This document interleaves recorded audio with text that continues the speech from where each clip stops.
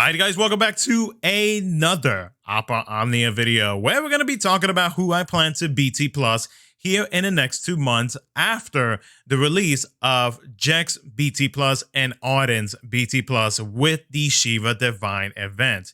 I did a video like this about almost 2 months ago where I talked about who I plan to BT Plus starting off in October into November where we are at now and then up to Jegran and Arden. But for this video, we're going to be focusing on the characters starting with Caius and Golbez and ending it off into February of Global's anniversary with Locke and Firion. So we're going to be, briefly talking about the BT units that are going to be released. And, I'll kind of briefly look over their BT effects and kind of talk about what they are going to be getting with their BT pluses. And then I'll let you guys know who I plan to BT plus once their banners drop to global. So in the comment section below, since we're going to be talking about a specific timeline, do let me know in the comment section below who you plan on BT plusing with the, the timeline that I mentioned. So as you can see, we're going to talk about half of December into January and then into February. So those are the only characters that we're going to be talking about in this video. So if you start mentioning anything past February, then I don't know what to tell you. I don't know what to tell you. So let's go ahead and start off. We're going to talk about Caius and Golbez, who's going to be released with Transcendence 6. So with these two BT Plus units, I actually went for Caius in JP, and his kit is different from what his from what other BT Pluses have. So with his BT Plus, he provides a party break bonus, a stolen max brave overflow up, max brave cap up. Now, whenever you are attacking a debuffed enemy, the party receives HP damage up.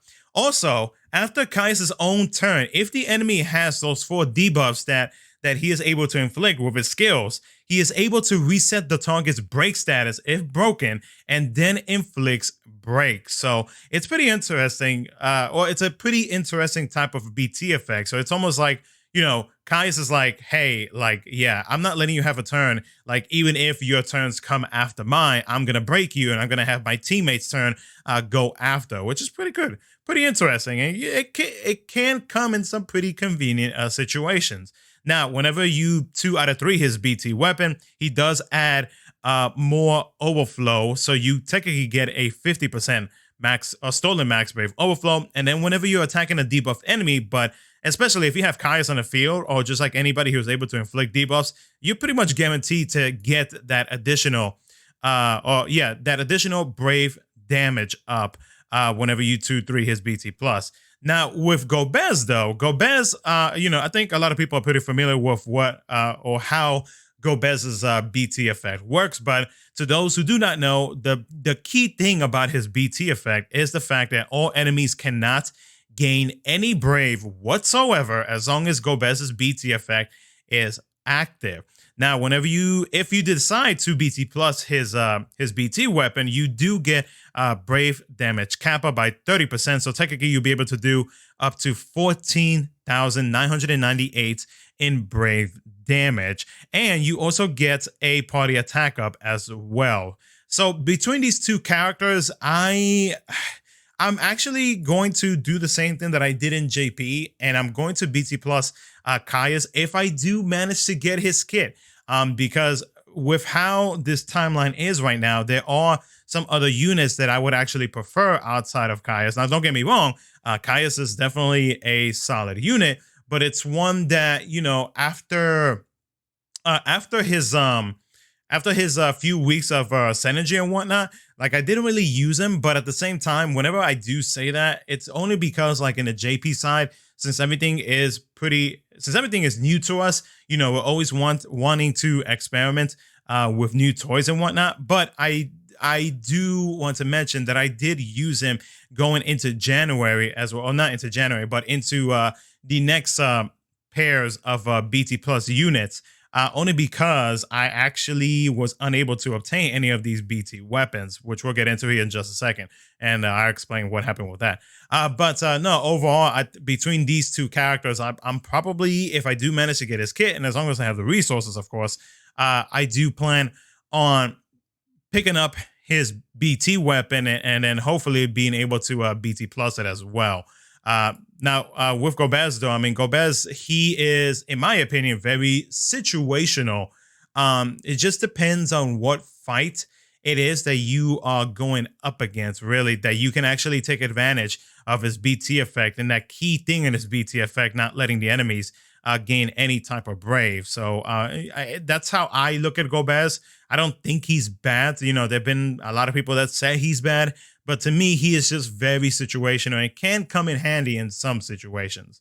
Now, before we get into Jegran and Kuja, for the month of December on Global, Lightning does get her BT plus. Now, this character right here is let's just say that a lot of people have some mixed feelings, some very hard mixed feelings with her, more leaning towards the side that some players, I will not say all, but some players consider her to be one of the worst BT plus units, right? Only because, like, with the rework that she got with her kit, and then like the BT plus adding to it, yeah, it's nice that you are able to get a party brave damage up by 30% instead of the 20% that you're getting. So you're technically getting a 50% brave damage cap up. And whenever you are breaking or attacking a broken target, you do gain another additional brave damage up. So technically you are getting a 70% brave damage up with her. The thing is that a lot of people initially, when we got her BT plus, a lot of people did like how she performed now, but it was at the same time, it was still very much mixed feelings between the player base, just because they felt like they could have gave Lightning more. And in the future, when Cloud and Squall get their BT pluses, a lot of people really look down on Lightning just because the Cloud and Squall got such they got a much better rework, and their BT pluses got some additional stuff, but their rework is what shined with those two characters. And then compared to Lightning, a lot of people really downplayed her. So, you know, if you want the honest truth from me, the only reason why I did not BT plus Lightning was only because I have used her so much in the past that she is basically overused in my book, and I decided to pass up BT plusing her BT weapon just because, like, you know, her kit is like, let's see. I mean, for one, she's a speedy character. Two, her kit is in a way unique-ish, where the fact that you know, with her speediness, her BT effect does fall off pretty quickly. But on the other hand, though, she does have her uses in some fights. If you need to delay a character, if you need to do you know, some very quick damage on a character, if you're trying to shave off a character and you got the right team comp, you know, Lightning would be a good option for those fights. But for me, because of how much I have used her in the past,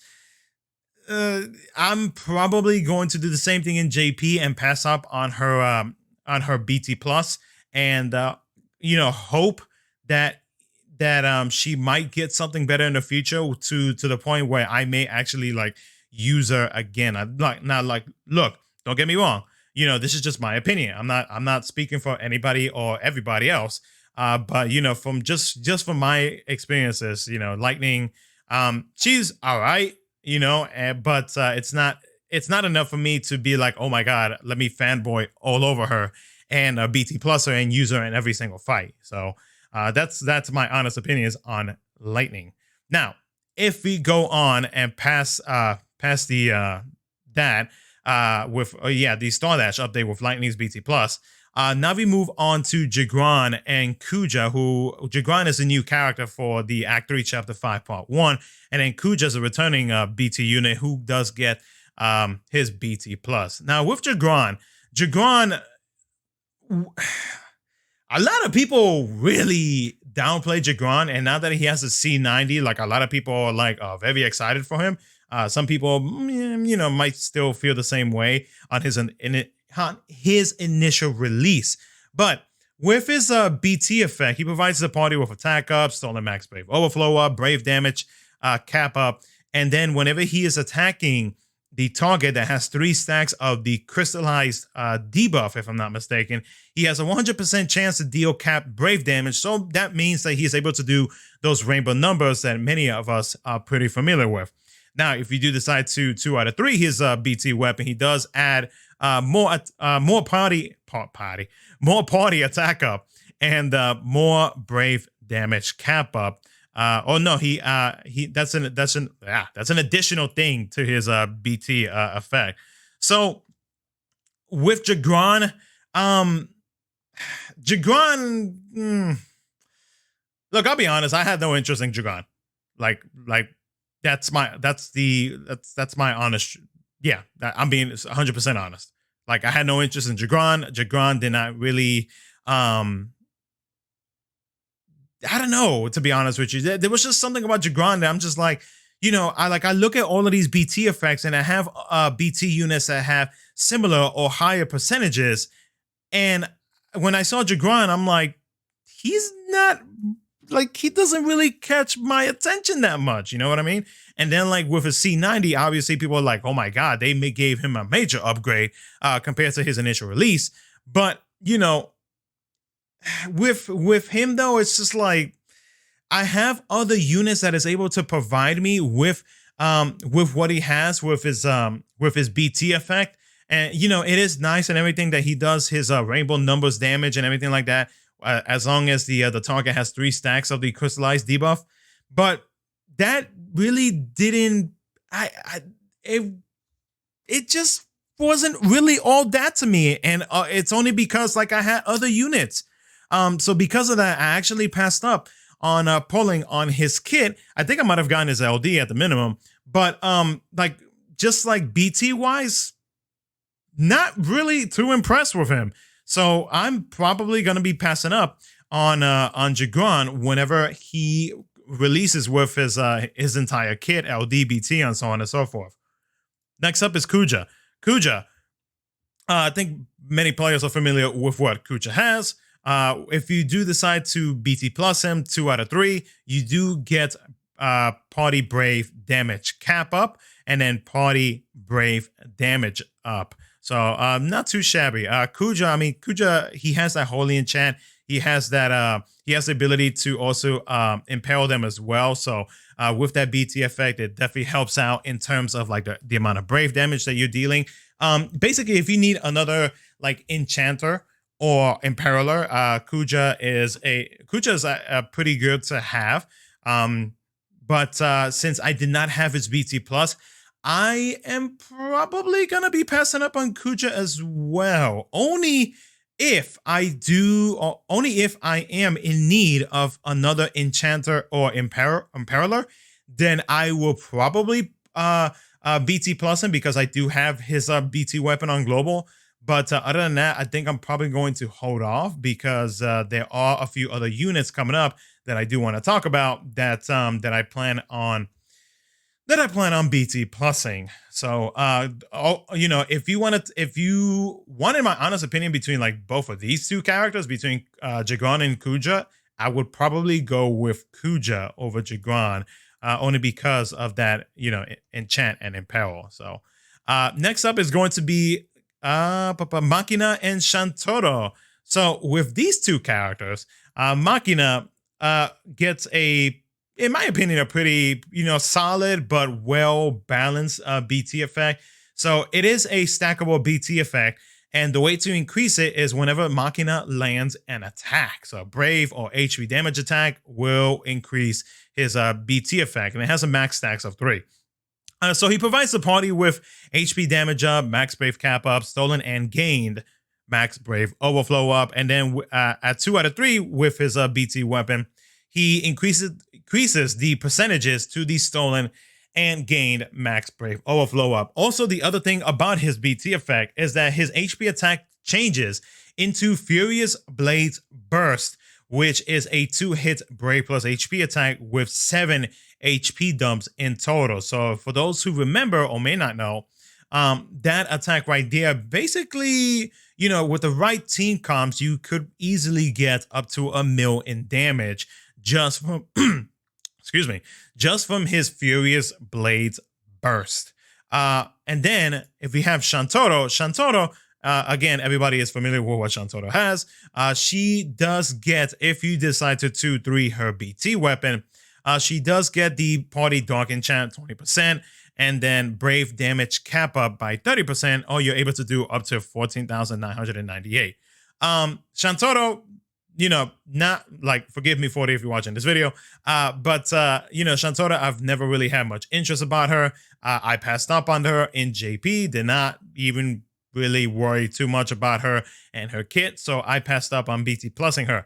Machina, I did pull for Machina. I enjoyed Machina. He was fun to use. That, consistent, almost mil damage with his Furious Blade burst or Blades burst was very nice to have, especially if you had the right either call abilities or team comps like him and Caius with Caius's LD ability. Like, yeah, disgusting because of the amount of Brave that you gain in between those attacks is pretty nutty. So it's reasons why Machina was dealing some high overall damage. I could definitely see him in the future whenever he gets his crystal level 90.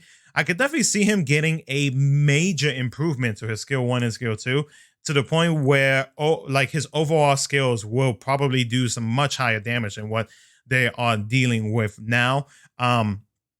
For me, I will probably pull for his BT weapon just for the fact that he does have that consistent 1 mil damage, which I know that damage is not everything and whatnot, but it is nice to have your DPS BT units, and because of the fact that he does have that good amount of overflow, the max Brave cap up, and he does have 30% HP damage up, to me, I had a good experience with Machina, so I'm probably going to BT Plus's weapon and a pull and BT Plus's weapon once it arrives on global. So I was pretty happy overall with his kit.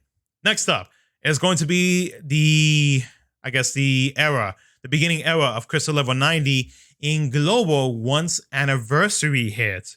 So with this gets released with Divine Ifrit. And so we have Noel and Onion Knights. Now with these two characters, both of these two characters overall are pretty darn good. I don't know why people gave so much hate towards Onion Knight when he got his BT Plus as rework. Actually, let's talk about Onion Knight first before we get into Noel.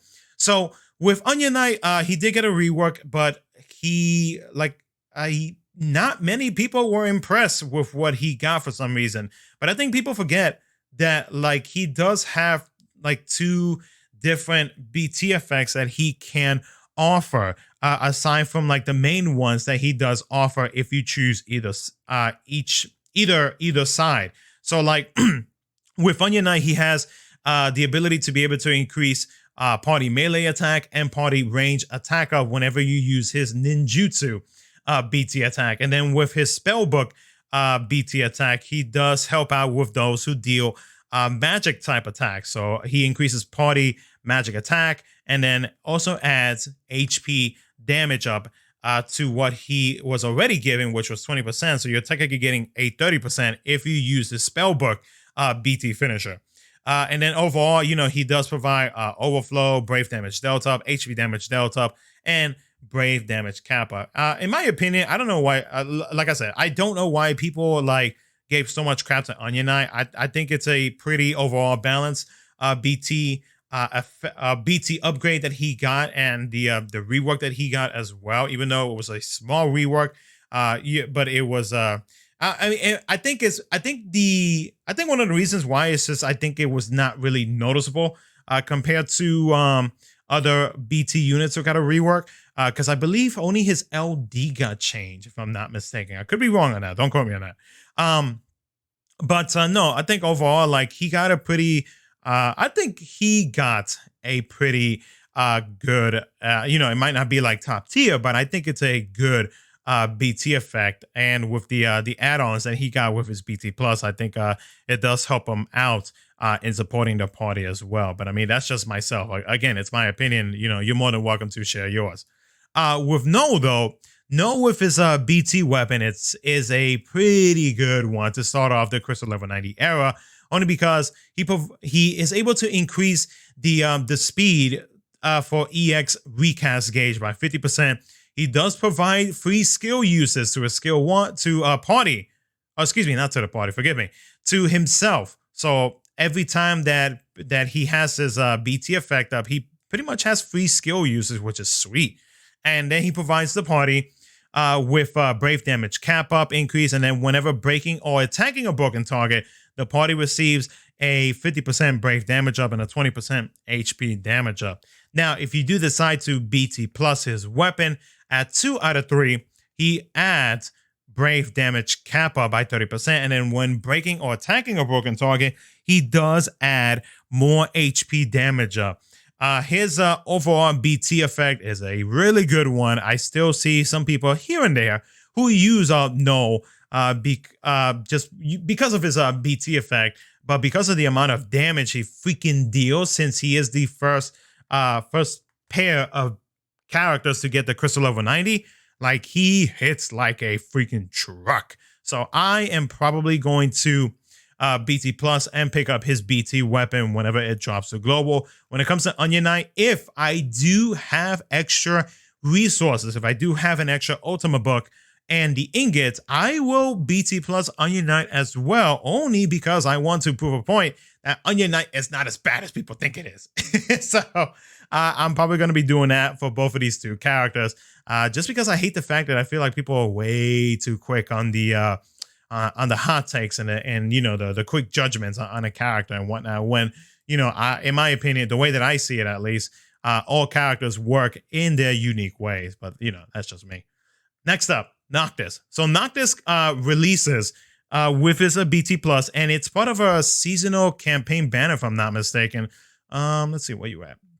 Yeah, so he is part of a seasonal campaign banner. So I'm curious to see how Global is going to release that later on. But Noctis, though, so Noctis at 2 out of 3 gets an additional brave damage up, an additional brave damage cap up, and he does get improvements to that follow-up attack after you use his BT weapon. You have his BT effect up, and he does some very good damage with that now. Noctis got an extremely good rework as well with his BT plus. The king himself, I am definitely going to BT plus him, only because I have played 15 in the past, and like I love his overall kit, and you know, the amount of damage that this boy does is nuts. And you know, with his unique kit and how his kit works and how I personally like it, like his kit, yeah, I'm definitely going to be BT plusing him once again on global. And then finally, guys, I know this video has been a bit too long, and I apologize. I was trying to make it short like I did the first one, but I guess that didn't work this time. So finally, we're going to end it off with Locke and Firion. So with these two characters, you honestly cannot go wrong with either of these two characters. With Locke's BT effect, oh boy, this BT effect is a very good one to have at the beginning of Crystal Level 90 era, even though at this point, like, at this point, when it comes to doing Lufenia Plus fights, like, a lot of these Lufenia Plus fights are not as crazy as where we are at right now in Global, because, like, the insane upgrades that a lot of these characters get, or the new toys that they get, man, they make Lufenia Plus fights go very, very smoothly, and you don't have to stress out about it like some of us might be doing now. So with Locke's BT effect makes it so that brave attacks are now defense ignoring, and this is for the party. Also, he provides brave damage up, stolen max brave overflow up, brave damage cap up, and the party cannot be broken. Also, the party, if anybody's HP falls below 50% after after receiving an HP attack, he is able to recover the HP back to 50% of their max HP. A very solid BT effect, and it's one that a lot of people are definitely going to be pulling for, just because of the overall utility that he has in his BT effect. Excuse me, I had to drink some water. At 2 out of 3, he gives the party stolen max brave overflow up and brave damage cap up. This is a very solid BT weapon and a BT effect to have. It's one that I personally would recommend a lot of players snag because it's definitely going to help you out in a lot of Lufenia plus fights. And to those who say, oh, he falls off, which, you know, there have been very few people who have said that. And to y'all, all I got to say is, actually, no, I shouldn't say that. I was going to say something, but never mind. Yeah. No, overall though, like, you know, if you have looked at his kit, if you looked at his upgrades, his reworks and everything like that he gets, and then once he gets his LD and his BT weapon, yeah, you're not gonna go wrong with Locke, because Locke is an extremely solid BT character in terms of damage, utility, and what he's providing to the party as well. And then with Firion though, Firion finally got some love after God knows how long. And I was very hyped about it. But with Firion, though, Firion with his BT+, he lowers the party's condition to 50% of the max HP. And this is with talking about what we have right here. So with his BT effect initially, you had to have max HP to get the benefits of his BT effect. But now, once you 2-3 his BT effect, now as long as you have 50% of your max HP, you still get all of these conditions, plus the party brave gains up 50%. Very nice. And then the party max brave cap up 20%. So it's a very big change that they did if you do decide to BT plus his weapon fully, or 2 out of 3 it if you want. Yeah, no, I BT plus Firion and I had no regrets. I actually was able to use him in a solo fight for the Transcendence that gets released alongside with Locke and Firion's banner. So if that doesn't tell you something, I don't know what does. But Firion is definitely becomes a very solid BT plus unit, and with the rework that he got, yeah, very nice. You cannot go wrong with either of these two characters. You really cannot. But like, you know, if you had the opportunity to pull for both, and if you don't have other, if there are other units that is going to be coming along in, say, like the next month or so that you don't plan on picking up, then, BT plusing both of these would not be a bad idea. Just because, like, the overall utility with Locke, and then with Firion, the good heals and the BT effect that you get out of it as well, being very supportive BT effects that he's going to be providing with the team as well. So again, you can go with either or. You can BT plus Locke or Firion, or if you want to be daring like I'm gonna be BT plusing both. I'm gonna be picking up Locke's BT because I did not manage to get it in the JP side, and his BT effect would have been very useful in a lot of fights. But no, yeah, I plan on BT plusing both as long as I have the resources. But other than that, though, guys, that's gonna be it for the video. Hopefully, well, not really hopefully, but like let me know in the comment section below who you plan. I can't talk. I can't English. Who you plan on BT plusing here in the next 2 months, or I guess like the short timeline that we just talked about. Who are you planning to BT plus within these 2.5 months of BT units that I talked about? Let me know down in the comment section below. Also, one thing that I forgot to ask at the beginning of this video is, would you guys like me to do something like this where I let you guys know which LD weapons I plan on pulling? Let me know in the comment section below as well. But other than that, though, guys, if you guys enjoyed the video, consider liking the video and subscribing for future Appa Omnia content. Thank you so much for watching, and I will catch you guys in my next video.